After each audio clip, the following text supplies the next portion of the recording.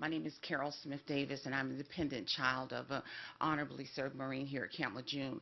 I have several siblings that also were exposed to water contamination. Of course, that's why we're here. But my brother went into the Army when he got out of high school and served there honorably. And he has something that is presumptive on the list that from the water contamination. When he did the filing, they, of course, told him he did not rate any compensation because he was exposed as a family member, but he is an honorably served veteran that is not getting compensation for something that is on your presumptive list. So I'm just wondering, there seems to be a gap in the system. You know that we have dependent children that have went into the military, and he can't be the only one, so there are going to be issues like this. And what are we going to do to resolve those veterans that have honorably served, maybe in other branches or in the Marine Corps, that have these items that are on the list that are not going to be compensated because they were exposed as children? That's a good question. He's a veteran. He was a dependent on Camp LeJeune. Born and raised like the rest of us.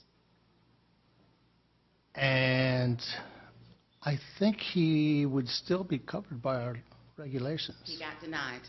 Well, he couldn't get denied yet because the regulation was just published. It's not effective yet. Okay, so we put the claim in. You put a regular earlier, claim, and he yes. was denied because they said he was a dependent. And so does he need, do he need to now put in an additional claim that needs to go to the VA and not the Family Members Program? Yeah, why don't you come see me after a while? I'll talk to you. Okay, I'll be glad to. Thank you. Thank you. So, Brad, if I understand you right, in this case, her scenario is actually, I've heard this before. I briefly served in the Navy myself and was born at LeJeune. So am I understanding correctly that if, and I'll use myself for example, if I was born at LeJeune or depended upon LeJeune and then went into the Navy and then later came down, God forbid, with kidney cancer, that I could be considered service-connected? Is that a gray area? I'm sure that's a gray area, but... Yeah, it's first time I've been presented with that question. I'll have to think about that and see what the law would allow. Thank you for bringing that up, ma'am. So, Brad, I mean, this would all be solved if we would just stop treating dependents as second-class citizens and give same compensation and coverage to everybody. We would be happy to do that, Chris, if Congress would pass legislation allowing us to.